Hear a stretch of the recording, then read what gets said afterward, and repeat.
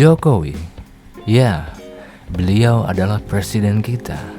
Kok bisa ya dia memenangi banyak hal, dan kadang itu agak di luar nalar. Lu tahu nggak alasannya kenapa? Mungkin lu adalah salah satu pendukungnya, atau justru mungkin bukan pendukungnya. Tapi it's okay man, jangan berantem. Karena terlepas dari itu semua, gue cuma ingin coba ngajak kita semua mempelajari bersama apa yang bisa kita petik dari pencapaian beliau ini. Gak peduli lu pendukungnya atau bukan.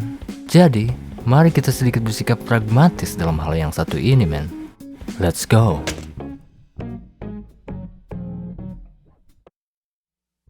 Oke, pertama mari kita mulai dulu dari apa saja pencapaian beliau dari mulai masa kuliah sampai seterusnya. Sebelum akhirnya kita masuk ke hal-hal esensi yang menjadikannya bisa mencapai hal itu. Jadi pastiin tonton sampai habis men. Pada tahun 1980, Jokowi berhasil masuk ke salah satu universitas ternama di Indonesia, yaitu Universitas Gadjah Mada. Di mana kita tahu bahwa UGM itu jadi salah satu universitas yang memiliki seleksi ketat untuk calon mahasiswa barunya. Dan for your information, Jokowi bukan anak orang kaya men, biasa-biasa aja lah. Dan pada tahun 1988, setelah lulus dari Universitas Gadjah Mada dan mendapatkan gelar sarjana kehutanan, Jokowi memutuskan untuk membuka usaha mebel di kota kelahirannya, Surakarta, Solo. Lalu berhasil menjadi seorang pengusaha mebel. Seperti kita tahu, jadi pengusaha itu bukan hal yang mudah. Itu sulit men. Tapi dia berhasil menaklukkan itu walaupun pada saat itu masih dalam skala domestik. Selanjutnya adalah pada tahun 2005, Jokowi mulai memasuki dunia politik dengan terpilih sebagai wali kota Solo. Pada saat itu, Solo menghadapi berbagai tantangan pembangunan dan masalah sosial yang perlu diatasi. Jokowi, dengan latar belakangnya dalam bidang kehutanan dan pengalamannya dalam industri mebel, memulai langkah-langkah untuk mengubah wajah kota tersebut. Prestasinya banyak selama menjadi wali kota Solo. Tapi men, yang mau gua garis bawahi adalah jadi wali kotanya aja itu sesuatu yang sulit untuk dicapai. Tapi dia berhasil terpilih pada saat itu. Dan beliau berhasil menang dan menjabat selama 2 periode sebagai wali kota Solo. Lalu pada tahun 2015, Jokowi diusulkan untuk menjadi gubernur DKI Jakarta yang diusung oleh PDIP. Dan dia berhasil menang pada saat itu. Wow. Jadi sebenarnya dia punya mantra apa men? Masih ingat mobil SMK? Ya, gue dulu sempat nonton berita dan beliau viral karena hal itu. Ya walaupun bukan itu yang jadi pertimbangan dia akhirnya dicalonkan menjadi gubernur DKI. Tapi karena kerja beliau dalam 2 periode jadi wali kota Solo itu emang bagus. Dan banyak pertimbangan lainnya yang dinilai dia layak untuk menjadi the next gubernur DKI. Lalu pencapaian terakhir beliau adalah menjadi presiden 2 kali berturut-turut mengalahkan lawannya yang sangat powerful, yaitu Pak Prabowo pada saat itu. Damn, bisa gitu ya? Apa sebenarnya mantra beliau ini men? Mari kita coba analisa men. Dan yang pertama pengen gue analisa adalah dari sisi psikologi dulu, karena ini nanti ada kaitannya.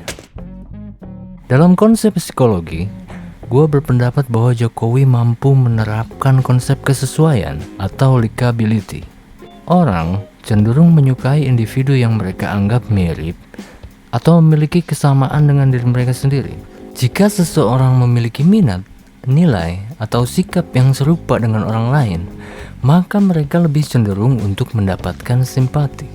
Nah, mungkin ini salah satu alasan kenapa beberapa orang bisa merasa terhubung dengan beliau.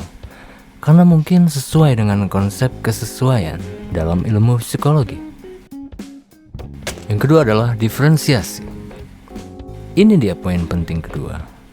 Sadar nggak men? Ada sesuatu yang menjadi pembeda antara beliau dengan politisi dan pejabat pada masa itu. Yes, beliau paham caranya menerapkan diferensiasi. Mana ada pejabat yang mau belusukan ke pasar pada masa itu? Mana ada pejabat yang mau ngecek got yang mampet? Mana ada? yang jalan-jalan ke kampung dan mau bersentuhan langsung dengan rakyat jarang men pada saat itu ya. Rata-rata nyaman di kantor dan nemuin rakyatnya pun paling di TV, di mobil, dada-dada. Itulah yang menjadi diferensiasi beliau, dan rakyat merasa nggak ada gap dengan Jokowi walaupun dia dikelilingi oleh pas pampres. Hasilnya, beliau mempunyai brand awareness, dan itu menjadi modal kuat dalam kontestasi apapun. Beliau mulai menjadi top of mind dan pusat perhatian dari banyak media nasional sampai media internasional, juga dari kalangan elit sampai rakyat jelata. Ini merupakan strategi yang amazing. Kunci kesuksesan seringkali adalah kemampuan untuk beradaptasi. Itu adalah salah satu quotes dari Anthony J. D'Angelo. Ini ada kaitannya dengan poin ketiga, men. Karena hal terakhir yang menurut analisa kecil gue dari seorang Jokowi adalah dia adalah orang yang pandai beradaptasi dengan zaman, memiliki visi yang jelas, dan beretos kerja tinggi. Seringkali beliau tidak skeptis dengan perkembangan zaman. Justru beliau malah open. Salah satu yang kita tahu adalah beliau ikut serta mendorong untuk berkembangnya industri 4.0 dengan beberapa gimmick sederhana seperti nge-vlog sampai hal-hal yang serius seperti pembangunan Palaparing. Beliau juga dinilai punya etos kerja yang tinggi dengan berkembangnya konsep infrastruktur Indonesia sentris, yang mana itu membuka harapan masyarakat luas akan terciptanya pemerataan. Juga, beliau dikenal memiliki visi yang jelas. Beliau tegas mengatakan visi Indonesia adalah Indonesia maju. Walaupun memang banyak kritik sana-sini dengan beberapa kinerjanya yang kurang optimal dalam beberapa kasus, tapi menurut gue itu tidak mengurangi keyakinan beliau dan pendukung beliau untuk tetap optimis dalam mencapai tujuannya tersebut. Itulah yang menjadikannya sampai saat ini masih memiliki pengaruh yang sangat kuat, walaupun sudah di masa akhir jabatan kepresidenannya. Kesimpulannya adalah, kita bisa belajar dari Jokowi dalam berbagai kemenangan yang ia capai, terlepas kita suka atau tidak atas kepemimpinannya. Dan sekarang kita akan segera memasuki era baru, yaitu era setelah Jokowi. Tahun politik dan pesta rakyat akan segera digelar tahun depan.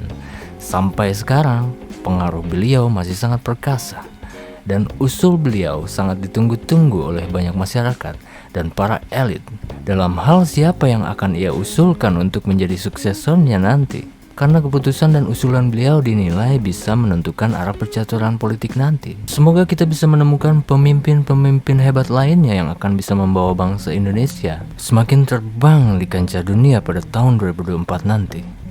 Siapapun pemimpin yang akan terpilih nanti, gua coba berharap Indonesia yang akan menang, dan Indonesia yang akan semakin berjaya.